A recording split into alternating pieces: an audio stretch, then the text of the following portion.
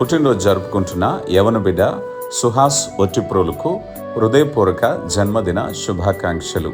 యవన బిడ్డ పుట్టినరోజు సందర్భంగా వారి తల్లిగారు దీపా పారంగి యునైటెడ్ కింగ్డమ్లో పనిచేస్తున్నారు.